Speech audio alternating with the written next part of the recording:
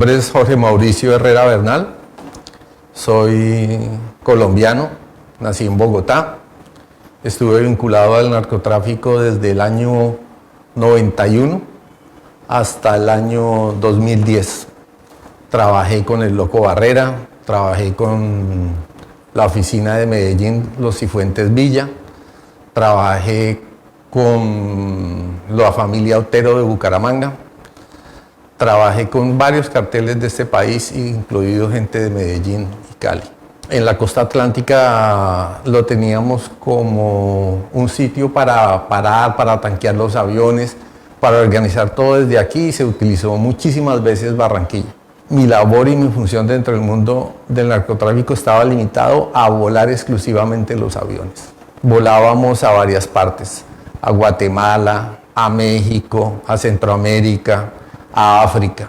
Lo hicimos desde la región Caribe, había una pista muy cerca de Barranquilla, de propiedad de un señor Carlos Mario Vega.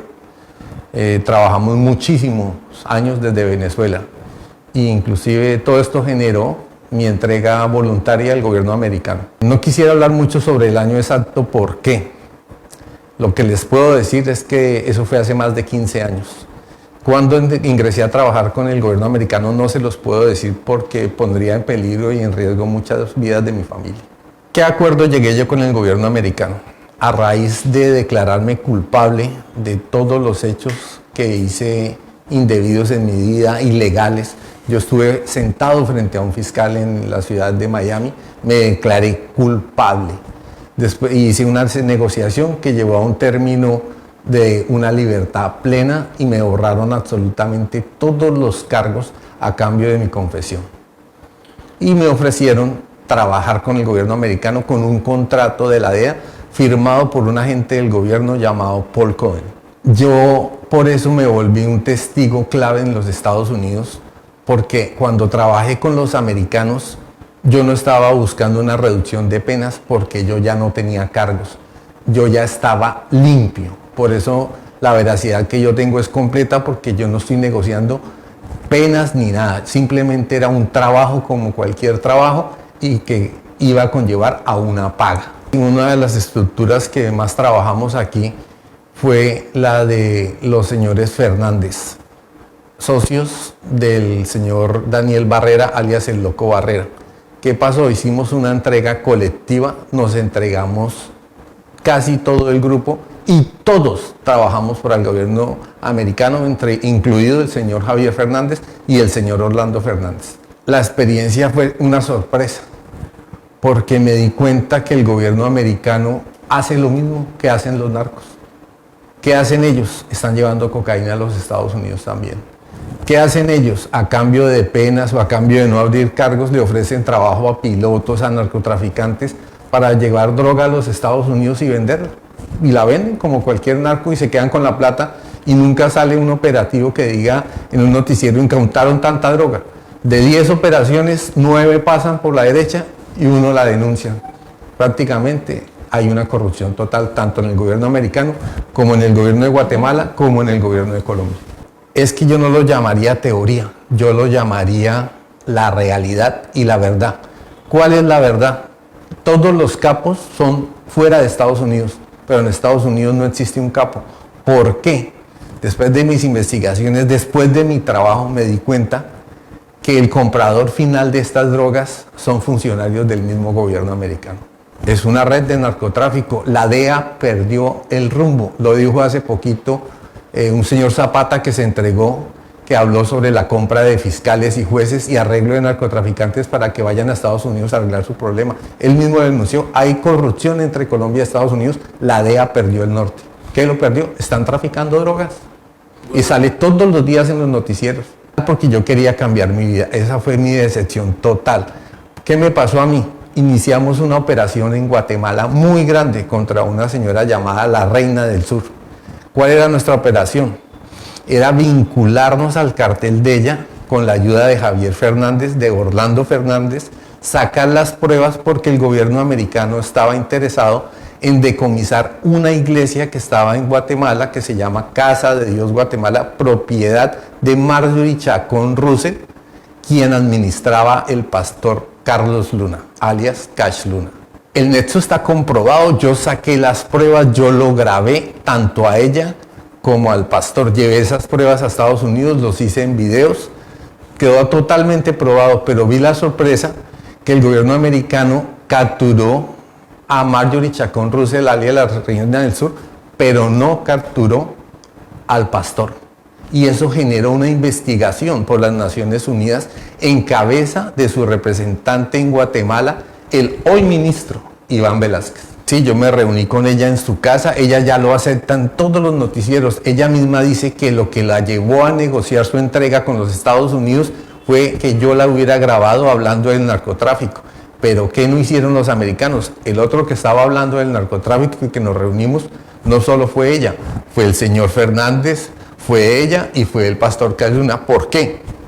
La idea era llevar cocaína a Guatemala, venderla, ella se encargaba de venderla y ella usaba al pastor para lavar la plata. ¿Cómo la lavaba? Se mete a la iglesia, se dice que esa plata es de la gente que va a visitar la iglesia y esta plata vuelve a cuentas bancarias tanto en Colombia, en Guatemala y en Estados Unidos. Hay una relación con Colombia, ¿por qué? Las drogas están aquí en Colombia, aquí las compran, las llevan a Guatemala, las venden una parte, otra parte va para Estados Unidos, venden esta droga, la plata ¿dónde vuelve? Pues aquí a Colombia, porque hay que pagarle a la policía, hay que pagarle al ejército, hay que pagarle a funcionarios corruptos de la política, los cuales lo estamos viendo todos los días. Ahorita está de moda de que los nuevos narcos son políticos. Esa red es bien grande. Aquí han habido acusaciones del narcotráfico a políticos y no pasa absolutamente nada. No es secreto que políticos están vinculados con la droga porque están vinculados en procesos con el gobierno americano. Es muy triste decirlo, yo quiero aclarar algo, no soy político, no me gusta la política. El hecho de que yo hable de alguien de un partido, me han acusado que es que soy izquierdista, soy de Petro, no, a mí no me interesa la política, pero hay políticos muy grandes de la talla del doctor Álvaro Uribe. Ustedes pudieron ver hace 2 meses aproximadamente en todos los noticieros que al ministro lo trataron de sacar de su ministerio a través de Guatemala, el presidente y la fiscal Porras. ¿Por qué? Ahí es donde entro yo. Yo fui secuestrado. En este momento tengo un hijo que se llama Nicolás Herrera Velasco y en este momento está secuestrado. No lo veo hace 7 años. La razón por la que hago esta entrevista es por ese niño. ¿Por qué? El señor Iván Velázquez, desde el ministerio donde estaba trabajando con las Naciones Unidas, con la ONU, empezó a investigar todos estos hechos. Él me buscó en Estados Unidos y me encontró. Él es una persona en mi concepto moralista. Me encontró, me citó y me encontré con él en la ciudad de Washington en un hotel en su habitación. Él me preguntó por qué no cogieron preso al pastor Cash Luna y le se expresó así de esta manera el pastorcito mentiroso. Nunca voy a olvidar las palabras que él me dijo. Él me dijo, usted es testigo de que el pastor es un lavador de dinero. Le dije, claro, yo saqué las pruebas, yo lo grabé con Marjorie Chacón. A Marjorie me dije, ¿por qué no lo cogieron preso? Le dije, no sé. Él me dijo, yo hablé con la DEA y ni siquiera me dejaron entrar al edificio de la DEA, me dejaron afuera y no me atendieron. Y también me dijo, usted me puede colaborar en la investigación porque yo necesito que usted declare esto al mundo porque yo sé que usted es el testigo. Todo el mundo ya sabe que usted fue el que hizo esas grabaciones. Le dije, señor ministro, si yo hago eso me matan. ¿Qué me conllevó este encuentro con él? Yo no sé si él lo sabe o no, pero ¿por qué hoy estoy aquí hablando? Señor ministro, me van a asesinar, mi vida depende de usted. El hecho de haberme encontrado con usted, señor ministro, me echaron a la cárcel después de que me vi con usted. Me torturaron, me golpearon, me metieron mis pies en agua con corriente para saber qué había hablado yo con usted. Me dijeron que yo era un sapo que estaba contando secretos de Estado del gobierno americano. Me torturaron y duré 3 años preso. ¿Cómo salí de ahí? Con un juicio falso. ¿Por qué me llevaron a un juicio falso? Porque el noticiero Univisión fue a buscarme a la cárcel y logré denunciar ante el noticiero que yo era secuestrado. al ver el gobierno que el noticiero estaba preguntando por mí en la cárcel, decidieron soltarme. Eso se llama secuestro. Yo no culpo al país de los Estados Unidos, pero sí culpo a los gobiernos corruptos. Mire, ¿por qué salgo a hablar hasta ahora?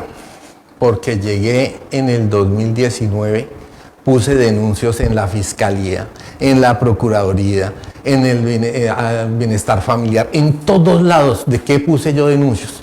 Mientras yo estuve en la cárcel, el gobierno americano con familiares míos se vincularon, vendieron todas mis propiedades, falsificaron documentos.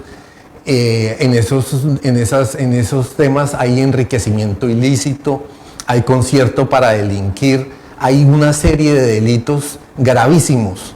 ¿Por qué? Porque mis bienes los compraron otros narcotraficantes, los compraban efectuando lavado de dinero con una compañía de 50 millones de pesos creada la misma semana de la compra del bien.